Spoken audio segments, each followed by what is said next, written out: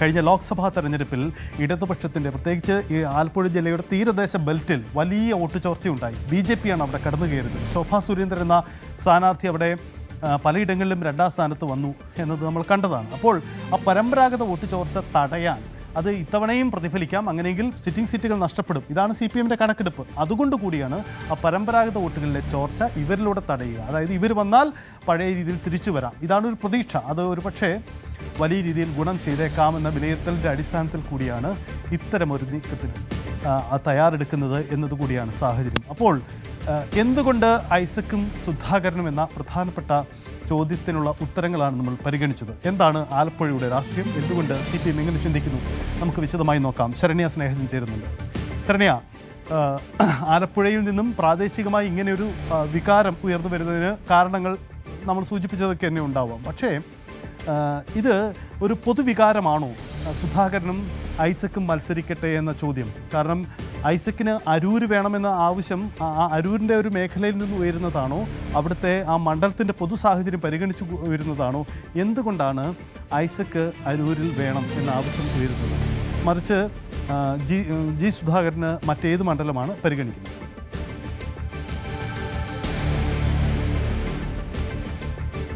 സജിത്ത്, നേരത്തെ സജിത്ത് സൂചിപ്പിച്ചതുപോലെ തന്നെയാണ് ഇവരെ ജനകീയ മുഖങ്ങളാണ് എന്നുള്ളതാണ് ഏറ്റവും പ്രധാനപ്പെട്ട കാരണം നിലവിലെ സിറ്റിംഗ് സീറ്റിൽ മത്സരിച്ച് നിൽക്കുന്ന ആളുകൾക്ക് ഉണ്ടാക്കാൻ കഴിയുന്ന ഒരു ഇമ്പാക്റ്റിനേക്കാൾ കൂടുതൽ ഇവർക്ക് ജനങ്ങളിലേക്ക് ഇറങ്ങിച്ചെല്ലാൻ കഴിയും എന്നുള്ളത് തന്നെയാണ് ഇവരുടെ രണ്ടുപേരുടെയും പ്ലസ് പോയിന്റ്.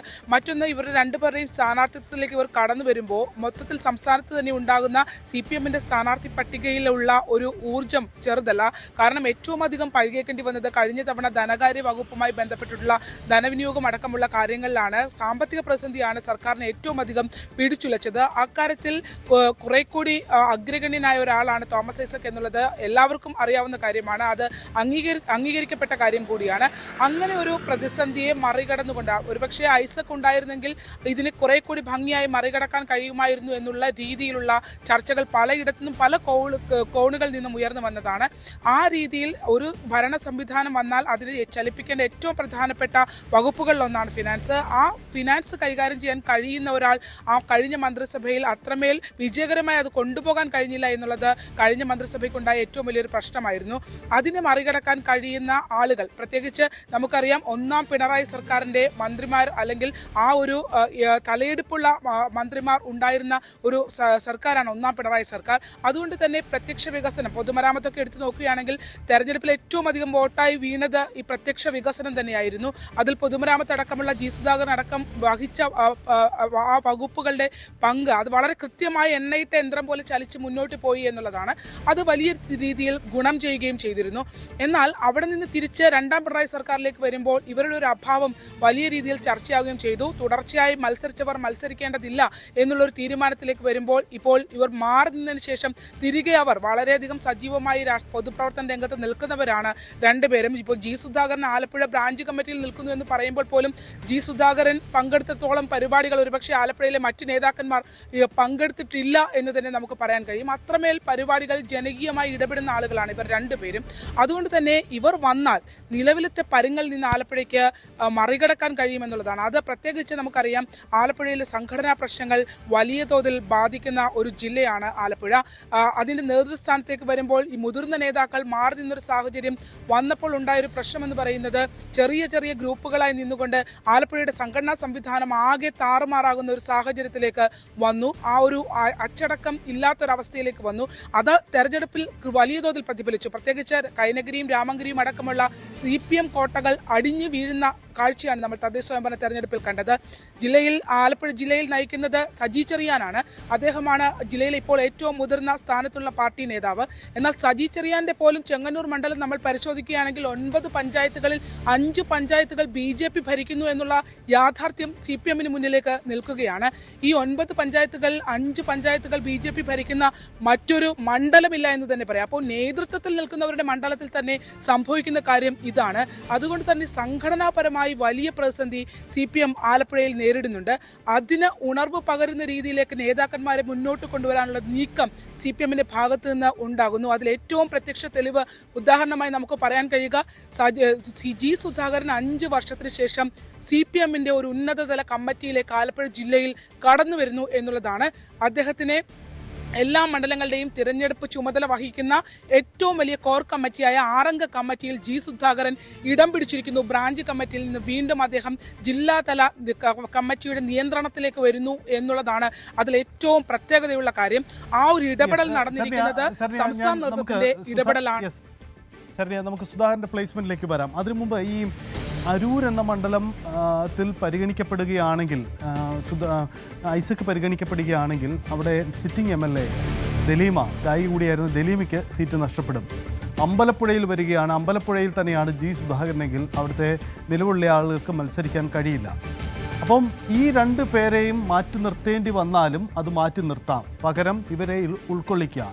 ഇതൊരു ഒരു ആലപ്പുഴ ജില്ലയുടെ വികാരമായി ഉയർന്നു വരുമോ, അതല്ലെങ്കിൽ സംസ്ഥാന നേതൃത്വം ഈ വാദം പൂർണ്ണമായി അംഗീകരിക്കാനുള്ള സാധ്യതയുണ്ടോ?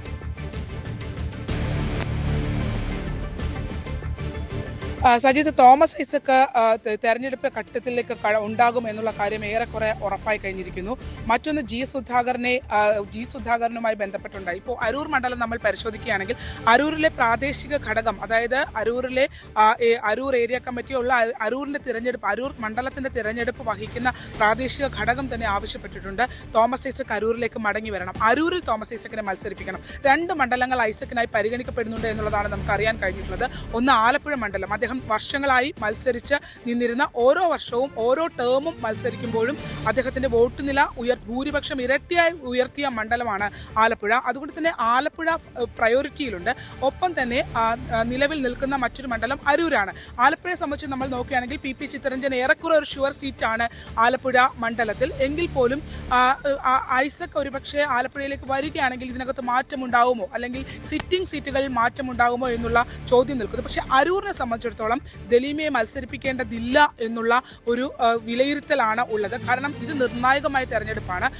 എല്ലാ കാലത്തും തിരഞ്ഞെടുപ്പിൽ പ്രത്യേകിച്ച് ഇടതുപക്ഷത്തിന് നെടുന്തൂണായി നിൽക്കുന്ന ജില്ലയാണ് ആലപ്പുഴ. കഴിഞ്ഞ 2 ടേമുകൾ നമ്മൾ പരിശോധിക്കുകയാണെങ്കിൽ 8 സീറ്റുകളാണ് ആലപ്പുഴ ജില്ലയിൽ നിന്ന്. അതായത് 9-ൽ 8 സീറ്റുകളും ആലപ്പുഴയ്ക്ക് ഉണ്ടായി. ഹരിപ്പാട് ഒഴികെ മുഴുവൻ മണ്ഡലങ്ങളും ഇടതുപക്ഷത്തിന് കിട്ടുന്ന ഒരു ജില്ലയാണ്. അവിടെ ഇത്തവണ കാര്യങ്ങൾ അത്ര എളുപ്പമല്ല എന്നുള്ളതാണ് ഇവരെ മാറ്റി ചിന്തിപ്പിക്കുന്നതിന്റെ പ്രധാന കാരണം. അത് ഒട്ടും സ്മൂത്തായി കടന്നു പോകാൻ കഴിയുന്ന മണ്ഡലം ചേർത്തലയും മാവേലിക്കരയും ഒഴികെ മറ്റിടങ്ങളിലൊന്നും അത്ര സ്മൂത്ത് അല്ല കാര്യങ്ങൾ എന്നുള്ളത് യാഥാർത്ഥ്യമാണ്, പ്രത്യേകിച്ച് കുട്ടനാട് അടക്കമുള്ള മേഖലകൾ. അപ്പോൾ ഈ മേഖലകൾ, പ്രത്യേകിച്ച് ഈ NCP ഉള്ള കുട്ടനാട് സീറ്റിനും അവകാശവാദം ഉന്നയിക്കണമെന്നുള്ള ആഗ്രഹം CPMന്റെ ഭാഗത്തുനിന്നുണ്ട്. അത് പതുക്കെ അത്തരം ഒരു മൂവ്മെന്റ് കൂടി നടക്കുന്നുണ്ട് ഇതിനകത്തുള്ളതാണ്. ഈ മുതിർന്ന നേതാക്കന്മാരെ ഈ കുട്ടനാട്, അരൂർ, ഒപ്പം തന്നെ ആലപ്പുഴ അടക്കമുള്ള ഇടങ്ങളിലേക്ക് പരീക്ഷിച്ചാൽ നല്ലതായിരിക്കുമെന്നുള്ള ചിന്തയുണ്ട്. ഒരുപക്ഷെ തോമസ് ഐസക്കിനോട് അത്തരത്തിൽ ആ ഒരു ആലപ്പുഴ കേന്ദ്രീകരിക്കുക എന്നുള്ള, ആലപ്പുഴയിൽ തന്നെ ഐസക് വരുമെന്നുള്ള കാര്യത്തിൽ ഏറെക്കുറെ നമുക്ക് ഉറപ്പായി കഴിഞ്ഞിട്ടുണ്ട് എന്നുള്ളതാണ്. ഇനി ഈ അരൂർ മണ്ഡലത്തിൽ നോക്കുകയാണെങ്കിൽ സഭയ്ക്ക് നല്ല വോട്ട് ഉള്ള ഒരു ഇടം കൂടിയാണ് അരൂര്. ഈഴ പ്രാതിനിധ്യമുണ്ട്, സഭയ്ക്ക് പ്രാധാന്യമുള്ള ഒരിടം കൂടിയാണ്. പ്രത്യേകിച്ച് ലാറ്റിൻ സഭ ആലപ്പുഴ ജില്ലയിൽ അറിയാലോ, തീരദേശം ഏറ്റവും അധികമുള്ള ജില്ലകളിലൊന്നാണ് ആലപ്പുഴ. അതുകൊണ്ട് തന്നെ കഴിഞ്ഞ ഒരു തെരഞ്ഞെടുപ്പുകളൊക്കെ നമ്മൾ പരിശോധിക്കുകയാണെങ്കിൽ തീരദേശ മേഖലകളിൽ വലിയൊരു ഇടിവ് ഇടതുപക്ഷത്തിന് ഉണ്ടായിട്ടുണ്ട്. ഐസക്കിനെ തിരികെ കൊണ്ടുവരുന്നതോടുകൂടി ആ മേഖലയിൽ ഒരു ഇടപെടൽ നടത്താം. സഭയുടെ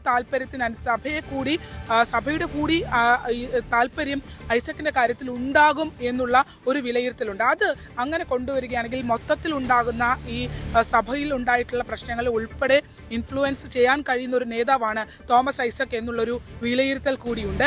അത് ഒന്ന്. 2, ധനകാര്യമന്ത്രി എന്നുള്ള രീതിയിൽ 1ാം പിണറായി സർക്കാരിൻ്റെ കാലത്തുണ്ടായിരുന്ന പെർഫോമൻസും വളരെ പ്രധാനപ്പെട്ടതാണ്. ആ 2 കാര്യങ്ങൾ പ്രധാനമായി പരിഗണിച്ചുകൊണ്ട് തോമസ് ഐസക് ആണെങ്കിൽ അരൂരിൽ ഷുവർ സീറ്റായ അരൂർ പറ്റാൻ കഴിയും എന്നുള്ളൊരു ആത്മവിശ്വാസം അവിടെയുണ്ട്. അത് ജില്ലാ നേതൃത്വത്തിലും അത്തരം ചർച്ചകൾ നടക്കുന്നു എന്നുള്ളതാണ് അത് അറിയിച്ചിട്ടുണ്ട്. പക്ഷേ അതിനോടൊപ്പം തന്നെ സംസ്ഥാന നേതൃത്വത്തിനും ഐസക് മത്സരിക്കണമെന്നുള്ള താല്പര്യത്തിലേക്ക് വരുന്നു എന്നുള്ളതാണ്. 2 G. സുധാകരൻ്റെ കാര്യത്തിൽ വന്നിട്ടുള്ള മാറ്റങ്ങളാണ് സജിത്ത് സൂചിപ്പിക്കേണ്ടത്. അതായത് നമുക്കറിയാം, G. സുധാകരനെ കാണാനായി മുഖ്യമന്ത്രി എത്തിയിരുന്നു, CPM അഖിലേന്ത്യാ ജനറൽ സെക്രട്ടറി MA ബേബി എത്തിയിരുന്നു. ഇവർ വന്ന് കണ്ടുപോയതിനു ശേഷമാണ് സുധാകരനെ ജില്ലയിലെ പാർട്ടിയുടെ തെരഞ്ഞെടുപ്പിന്റെ നിയന്ത്രണ കമ്മിറ്റി, ആ സ്റ്റിയറിംഗ് കമ്മിറ്റിയിലേക്ക് സുധാകരൻ വരണം എന്നുള്ള ഉത്തരവ് വരുന്നത്, അത് ഒരിക്കലും ആലപ്പുഴയിലെ പാർട്ടി നേതൃത്വത്തിന്റെ താല്പര്യത്തിന്റെ അടിസ്ഥാനത്തിലല്ല, മറിച്ച് സംസ്ഥാന നേതൃത്വം നേരിട്ട് ഇടപെട്ടിട്ടാണ് അങ്ങനെ ഒരു. ഞാൻ ഈ തോമസ്. കൂടുതൽ വാർത്തകൾക്ക് news 18 Keralam YouTube channel subscribe ചെയ്യുക.